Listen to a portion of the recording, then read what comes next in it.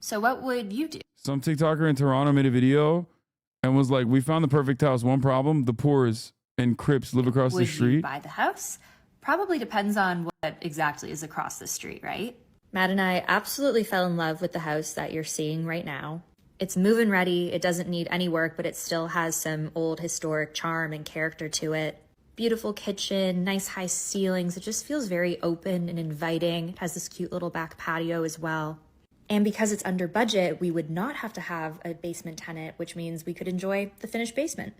But something has always got to give is what we are learning in this process. And this house is right across the street from a housing complex that is for housing insecure people who are going through transitional phases, which I'd like to clarify is a very, very good thing that the city offers this. That is not the problem. And I feel like a privileged piece of shit for saying this, but I just don't want to live next to that. You just don't know who is living there. And if this would create any issues for your safety or sense of well-being or for your property. I don't want to make generalizations. That is not the point of this video. I just unfortunately do think this is a deal breaker for us. But I am curious what other people think. Bro, when people said the Crips, I thought the chatter was like, I thought it was a joke. Like, or I thought that she was like, oh yeah, I don't want to live across the housing complex where Crips are because we're Bloods. You know what I mean? We're fucking bicking back, being bull up in this bitch. I can't be having no Crips in my neighborhood.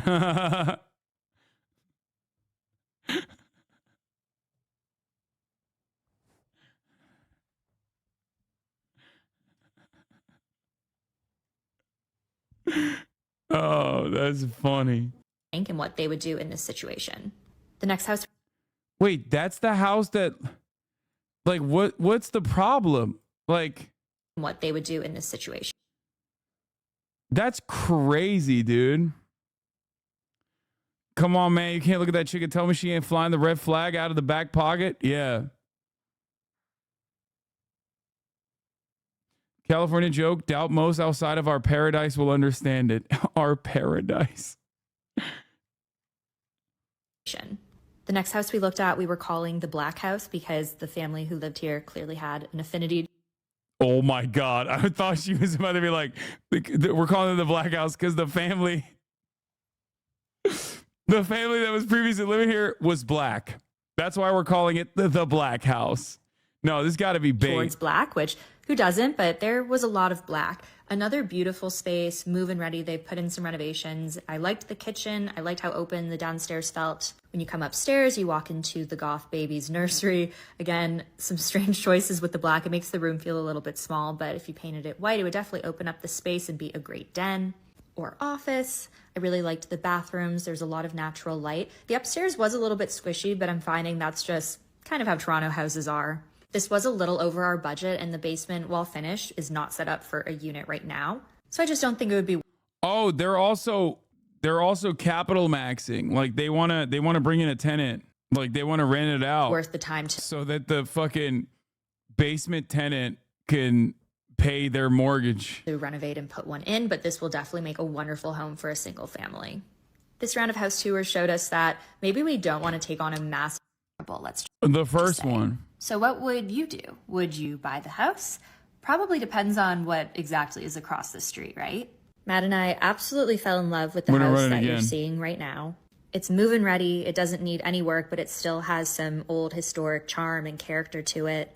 Beautiful kitchen, nice high ceilings. It just feels very open and inviting. It has this cute little back patio as well. And because it's under budget, we would not have to have a basement tenant, which means we could enjoy the finished basement.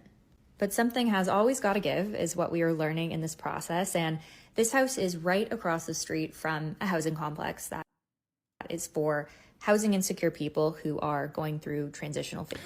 I love the liberal language of being like, you're still saying housing insecure people while you're simultaneously like, I don't want to live with these poor scum. The scum of the earth within my like eyesight. You know what I mean?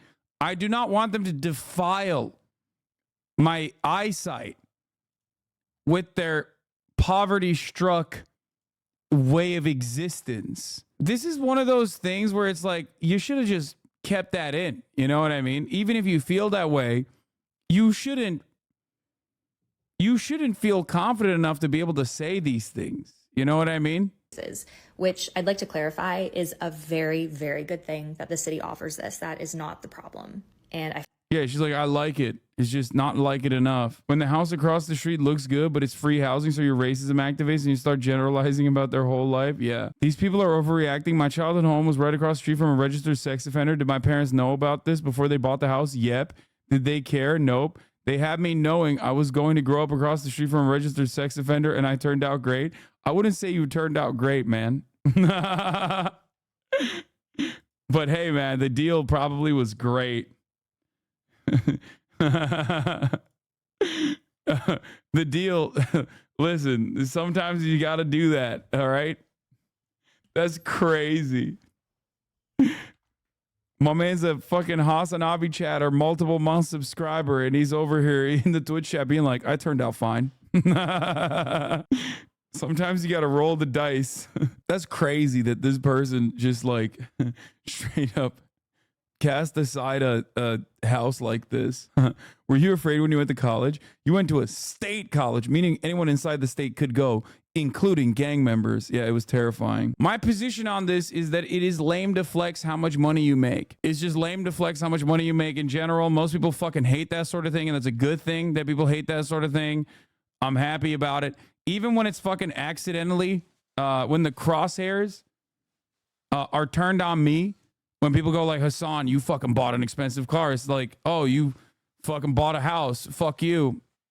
I don't give a shit. It's good that people are mad about that. It's good that people are mad at rich people in general. Why must you have a position on shit like this, bro? What do you mean? My position is such a normal and obvious position to have. But I guess it's not a bad thing. It's a good thing. It does develop a shit ton more resentment of people. People get mad and develop resentment against those who are wealthy. Hopefully they can translate to some more productive things.